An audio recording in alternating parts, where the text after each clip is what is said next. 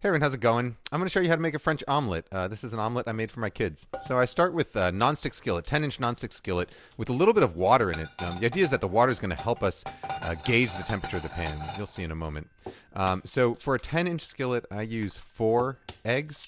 This is for a pretty thick omelet. There's going to be quite a bit of sort of soft scrambled eggs on the inside. For an 8-inch skillet, I would use 3 eggs. You could go 1 egg less and go for a slightly thinner omelet.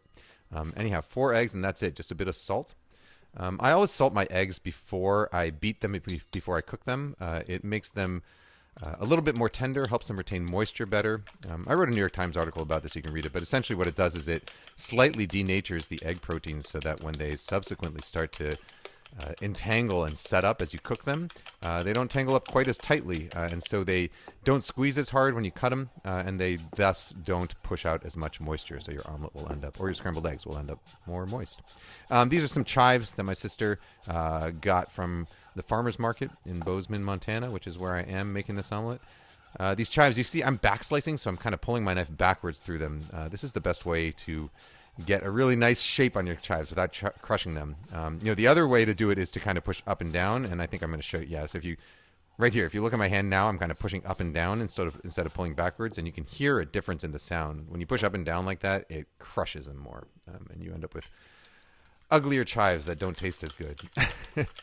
All right, so I'm putting some chives in there. You don't have to do chives, obviously. I think chives go with eggs, but you could do something like parsley or tarragon or chervil and chives, anything like that, or no herbs at all.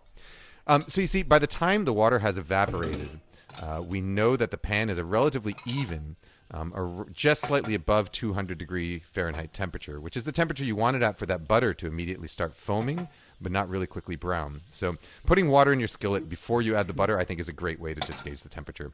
High heat, I'm going to pour my eggs right in as soon as that butter is mostly melted but not browned at all. And then I'm going to immediately start shaking with my left hand and stirring with my right with a fork. The way I'm doing the fork right now, it's kind of floating above the bottom of the pan. It's not actually touching the pan's surface, so I'm not really scratching it. You can, of course, get like a nylon fork or a plastic fork if you're worried about scratching your nonstick pan. So you can see, really vigorously shaking with my left hand and really vigorously stirring with my right hand so that you get really, really fine curds and a really nice even texture. This part takes, I don't know, about a minute or so, where we're just trying to get a really nice even soft scrambled eggs.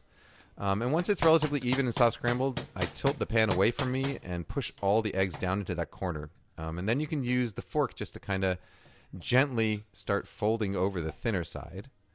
And so you end up with this kind of, I don't know, eye-shaped thing where the bottom is folded up. And then to get the top folded, you just bang on the pan right here, right where the handle meets it. And it should ride up the back of the pan and sort of flip over. And you can just kind of push it down with your fork. And now you've got both sides tucked in. And that's going to become the bottom of your omelet. So at this point, you switch over to your other hand, hold it underhand, and flip it out onto a plate.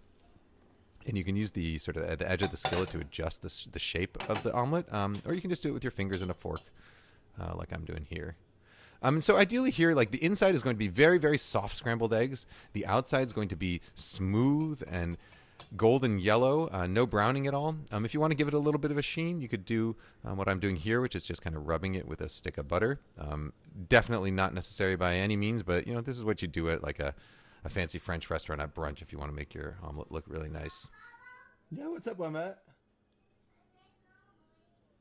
Oh, let me fix that for you. I got your eggs ready, though, bud. All right, and these are just some more chives I'm finishing it off with. A little pinch of kosher salt at the end. All this is just, fancy extra stuff. You don't have to do any of this. And that's it. That's an omelet. Real simple, right? It's one of those things that takes... I can make you another omelet when you get back. It takes a lot of practice. Let the kids eat this. But once you get it down, it becomes kind of second nature. Yeah, there you go. Practice. At least eggs are cheap, right? Or at least they used to be. Eggs aren't even that cheap anymore. All right. That's my omelet. Guys, gals, non-binary pals. I will see you next time. Bye-bye.